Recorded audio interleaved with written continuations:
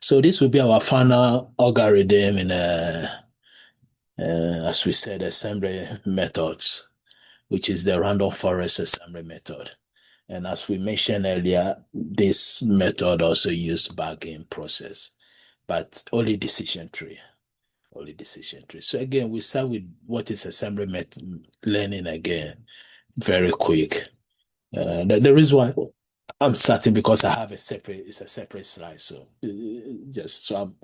I'm going to skip almost, or let's just go through. It's just a few, 1 minute or less than 1 minute. So we said this assembly learning is combining multiple individual models, often called the weak learners, to achieve a better predictive performance that could be achieved from any single model. The goal is to reduce bias in terms of boosting variance, bargain, or improve prediction accuracies, bargain and boosting altogether. Then we say the common techniques again is the bargain, which use the Bootstrap Aggregating resampling method also. That's sample with replacement. So bargain train multiple models. Keyword is para on different subset also. Whereas boosting train models sequentially, where each new model tries to correct the errors of the previous one. And that's the major difference between bargain and boosting. Bargain, as we said, the models are independent, while the boosting, the models are dependent. And the boosting, we say we went through the AdaBoost. Then also we have different types of gradient boosting. We went through the GBM also. So that's all we can mention here. Let's see if any question. So the next section, we just want to go through decision tree very quick, since we are going to talk about decision trees here. So as we said, the foundation of a random forest is, again, forest consists of trees, more than one tree, yeah. So review of decision tree, as we know, decision tree again is a non-parametric supervised learning method used for both classification and regression. Remember, we say decision tree like CAT, C-A-R-T. It's for regression tree. Then we have C4.5, etc. Many of them. So within decision trees, we have a couple of different algorithms. The algorithm also is, I think, is based on the splitting method, etc. But in general, let's say in general here, we know decision tree is a non-parametric, and also it's a supervised learning. Yeah, we can use it for both classification and regression. So we normally split the data based on the features to create a tree-like structure. Sometimes also we may end up pruning the tree also. And we don't want a deep decision tree. It takes time, computationally expensive or costly. Now, we say the advantage of, they say pros and cons. One of the advantage for decision tree will be the simple interpretability, or easy to interpret, or I say simple interpretability. And also handles a nonlinear relationship also. Yeah. And also, since to some extent, we can say it's robust to outliers to some extent. Yeah. Disadvantage, that's why we even came up with not we, that's why they came up with the ensemble learning method. High variance, prone to overfitting, instability. These are the issues that the assembly learning method were able to solve. Actually, everything was solved with bagging and boosting. Yeah. Actually, bagging solved if you solve high variance, automatically you solve the instability, unstable. Yeah. Because instability means unstable means very sensitive to noise in the data, which is same as high variance also. Something, yeah. Kind of related, but not much. So let's see, if no question, then let's keep going. So now, what is the idea behind, again, random forest? First thing we can say is that random forest is an assembly learning method that builds multiple decision tree that can build multiple decision tree during the learning process. And also it output the mode of the classes. For example, can be both classification, which will, as we saw earlier, based on majority vote, or regression, which will be based on the mean prediction of the individual trees. So it's very powerful example of a bargain assembly strategy. Yeah, that's so. Wait for a few seconds if you say. So here also we mentioned if many weak and diverse decision tree make a prediction, then their combined prediction will be more robust and accurate than the single one. I think that's the main goal here. That's the potential of a fit tree. We have two levels of randomness, again, bargain, and also the feature randomness. Feature randomness here, we say at each split in a tree, only a random subset of the features is considered for splitting. Okay. And anytime we say bootstrap aggregating, the keyword is with replacement. Sampling with replacement. Okay, let's keep going. So how random forest works, this is the algorithm steps. So the first step, we say we have two steps here right now. First step, or step one, is the bootstrap sampling, bargain. So I think we are not going to explain much here. Basically, we just take as much sample. Depends how many models. Let's say we want to build 10 models.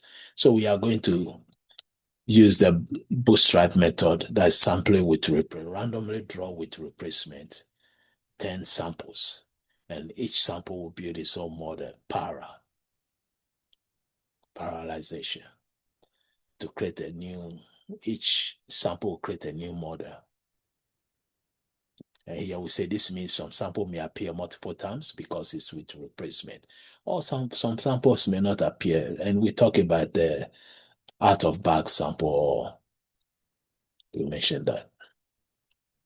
Wait for a few seconds if it's any question.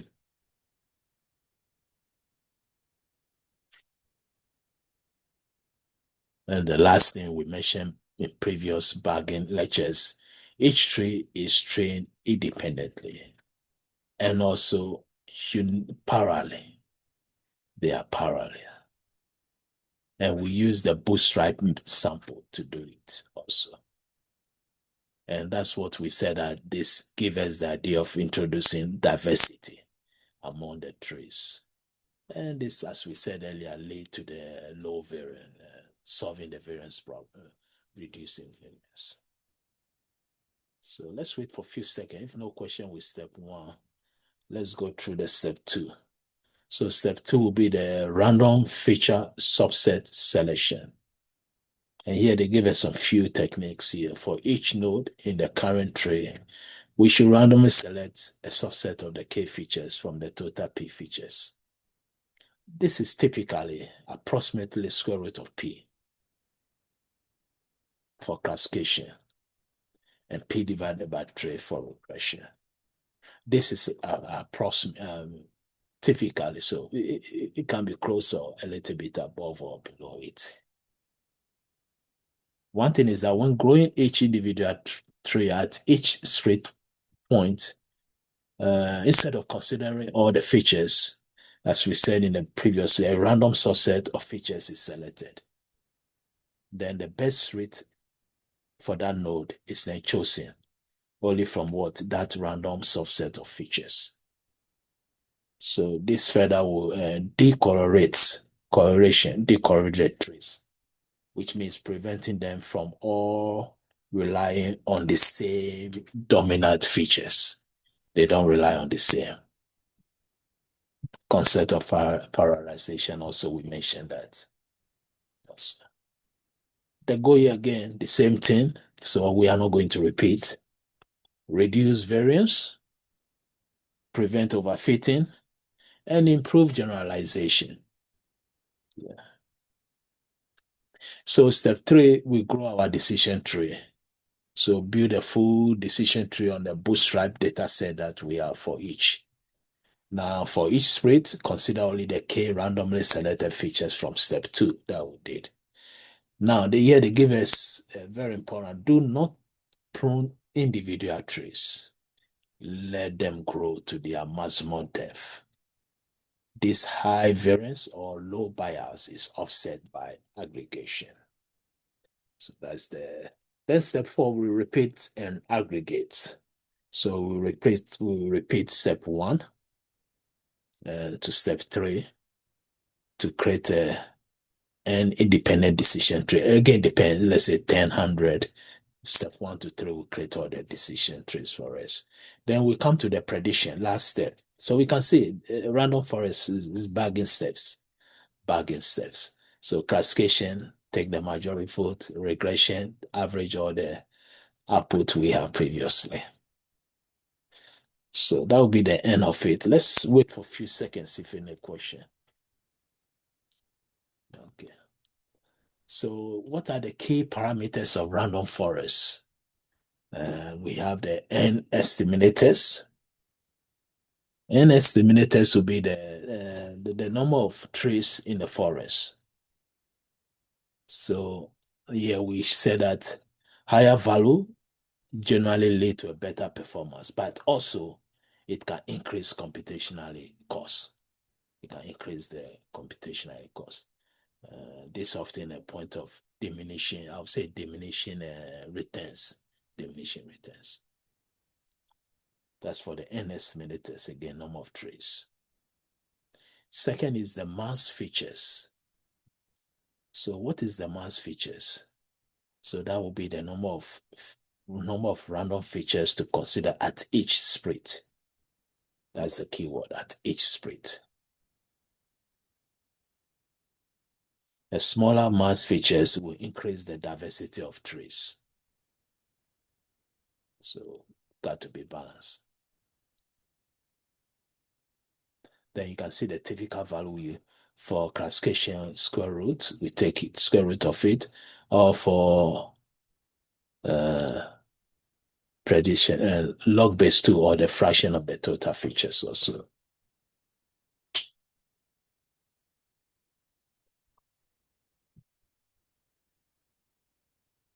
Wait for a few seconds if any question.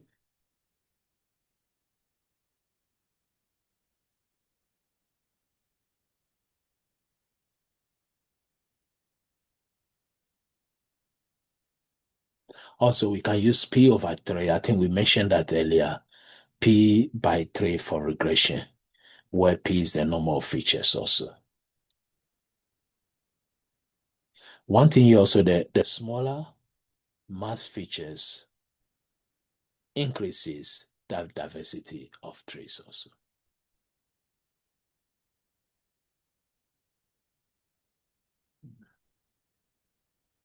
Okay, so let's go to the next.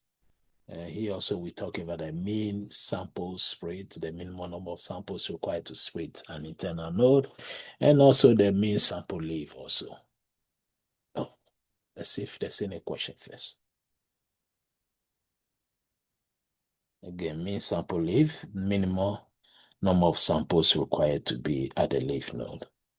Actually, this helps control overfitting by making sure that the leaf node have sufficient number of samples here. Making sure. Also the bootstrap also can be. Whether bootstrap samples are used when building trees, most of the time default will be yes, but we can also make it no. So these are the key parameters that we can tune, change if you want to. Okay, so as we said earlier, there's not much difference between bagging and random forest. Same. We say the minimum number of samples required to be at the leaf node. So it's very important, as we said earlier. And also, whether the bootstrap sample are used when building trees, default is true. Or can be used for model evaluation without separate validation.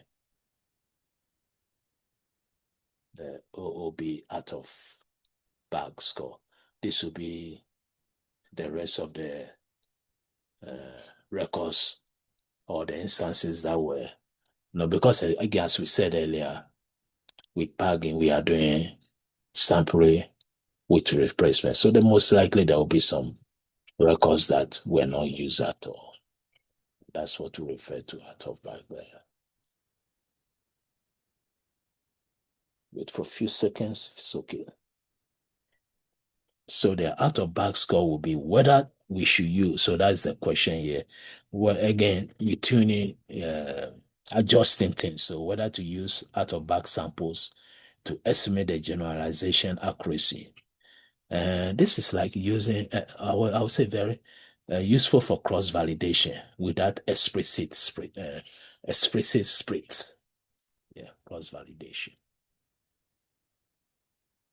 So that's it for random forest. The next we can see advantages, and we can see the advantage are almost the same as the bagging.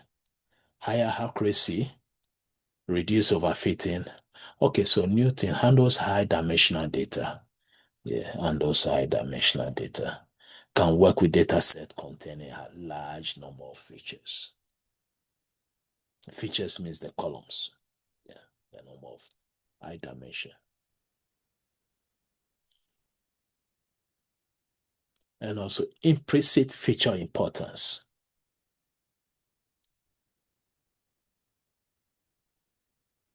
Also less sensitive to feature scaling. So it does not require feature scaling. And also can provide feature importance. Also provides feature, can estimate the importance of each feature in the prediction process. You can be able to estimate. Let's look at the disadvantage. That's what we mean, less interpretable. Comparing to a single decision tree, of course, a random forest is like a black box model. Make it harder to interpret the decision-making process as we are. Computational intensive, also expensive. So training many trees can be computationally expensive, especially with large number of n estimators and large data set. Also memory consumption, or we say memory intensive also. Require more memory to store all the trees. Also might not perform well on very sparse data. Yeah. Wait for a few seconds if any question. Okay, so if no question again, let's keep going then. Uh-huh. So these are some of the applications of random forest.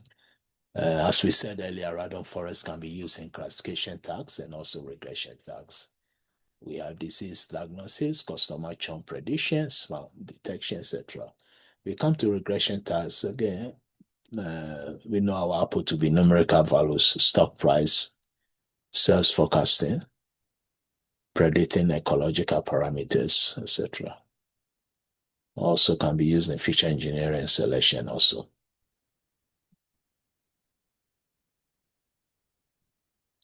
Wait for a few seconds if it's okay. Now, one thing also is that since we said, since each tree is trained on a bootstrap sample, depends, majority sometimes, or what I'm trying to say, we may have the OOB, the out of bag error. We may have out of bag error. So it depends when it comes to evaluation. So out of bag error calculations can be done. So for each data point, we can predict its value using only the trace for which uh, the data point was OOB or out of bag bag. So OOB error is the average of the the OOB predictions or the OOB predictions. Hopefully, we don't have much information on the slides on this. We can do our research on that. So I think that's it. Let's see the conclusion. Okay, that's to summarize everything. Everything here is almost same as bargain.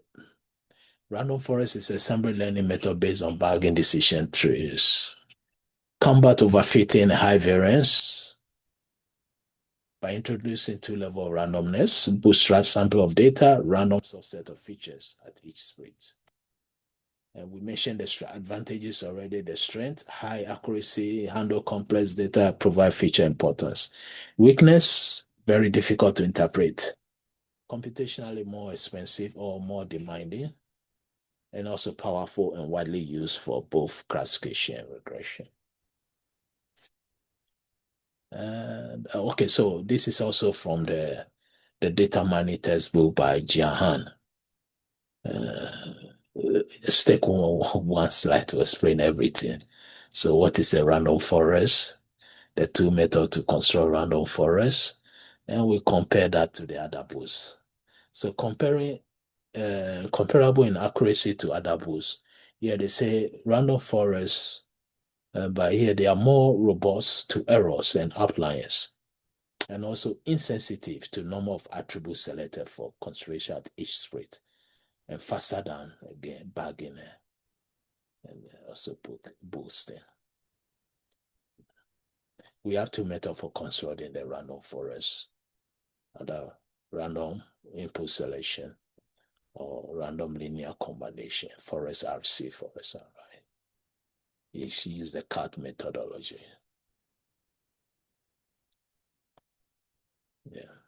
Now let's wait for a few seconds if any question. Okay, so if no question, I'm going to stop the recording now.